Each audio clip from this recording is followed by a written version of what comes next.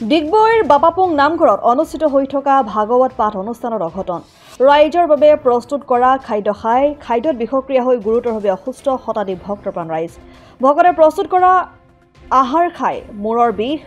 বমি শৌচ হৈ সংকটজনক অৱস্থাত এতিয়া ডিগবৈ আইঅচিৰ চিকিৎসালয়ত চিকিৎসাধীন অৱস্থাত বহু পুৰুষ আৰু মহিলাৰ লগতে যুৱতী মানে বাপাপুং নামঘৰৰ শংকৰগুৰু নামঘৰৰ মানে খাদ্য বিশেষজ্ঞতে হৈছে মানে এটো আমাৰ পৰিয়ালৰো আছে ৩জন সদস্য তাৰপা অন্যান্য সকলো আছে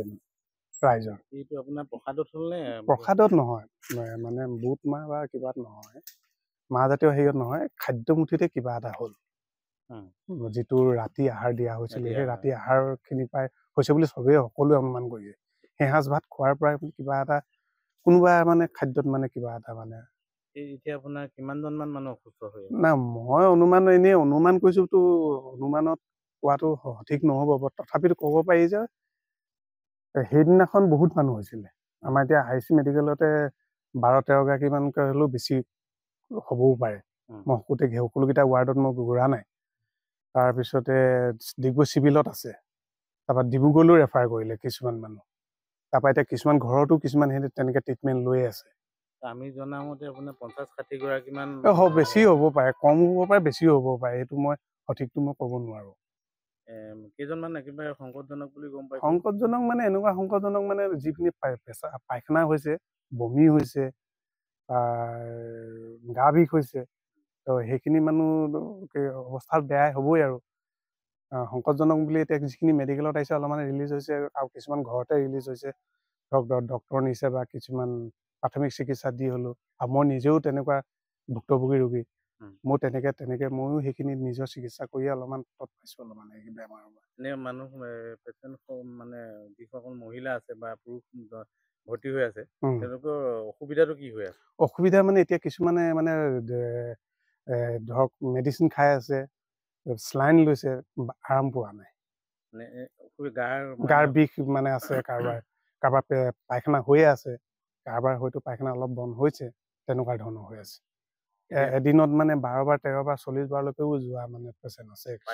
পায়খানা হৈছে মানে এইটো কিবা সন্দেহ কৰিছে নে সন্দেহ কৰা মানে খাদ্যতে কিবা এটা বিশেষ কৰা হ'ল আৰু এতিয়া কিহৰ পৰা হ'ল একচুৱেলি ক'ব নোৱাৰো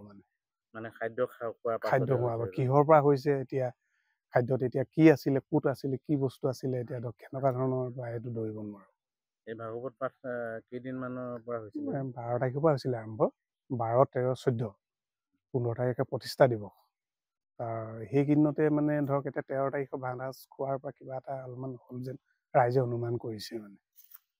তাৰপৰা সকলোৱে ভুক্তভোগী কিন্তু ইয়াত আপোনাৰ ঘৰৰ মানুহ আছে মোৰ ঘৰৰ মানুহ আছে মোৰ ডাঙৰ ছোৱালীজনী আছে মোৰ ডাঙৰ ছোৱালীজনী সেইদিনাখন গৈ চাকি জ্বলালে চাকি জ্বলোৱাৰ পিছত ভাত খাই আহিলে সেই ভাত সাজতে মানে আপোনাৰ ঘৰৰ মানুহ কেইজনৰ 3জন মোৰ মিছেছ ভাল হৈছে মই প্ৰাথমিক চিকিৎসা ঘৰতে দিলো স্লাইন টাইন দিলো মই নিজেও তেনেকে নিজৰ চিকিৎসাখিনি কৰিলো এতিয়া ছোৱালীজনী কিন্তু এডমিট হৈ আছে তাই এতিয়া কাইলৈ হয়তো ৰিলিজ হ'ব পাৰে আৰাম পাইছে অলপ মানে আৰাম পাইছে আৰু 2 গৰাকী আৰাম পাইছে বুলি শুনিছো মই এতিয়া হস্পিটেলৰ পৰা ওলাই আহিছো এতিয়া সিমানখিনি ডিগবৈ আইচি হস্পিটেল হয় ডিগবৈৰ পৰা ৰাজু হাজৰিকা ৰিপৰ্ট অসম আদিত্য NKS হুণ্ডাইলৈ স্বাগতম নৰ্থ ইষ্টৰ প্ৰথম GDSI 2.0 ফিচাৰ্ছ ডিলাৰ হৈছে NKS হুণ্ডাই অত্যাধুনিক সা-সুবিধাৰে তৈয়াৰী most updated হুণ্ডাই ডিলাৰ এতিয়া ডিব্ৰুগড়ত আমাৰ NKS হুণ্ডাই ডিলাৰত open sales consultant room customer ৰুমৰ লগতে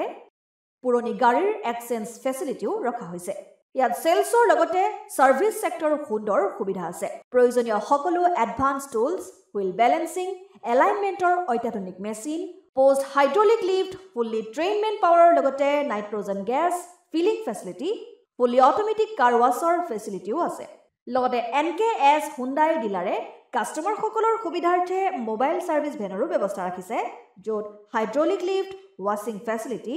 wheel balancing tyre pressure check কৰাৰ লগতে বহুখিনি সুবিধাই উপলব্ধ আছে NKS হুণ্ডাইলৈ আহক আৰু সুবিধাসমূহ গ্ৰহণ কৰক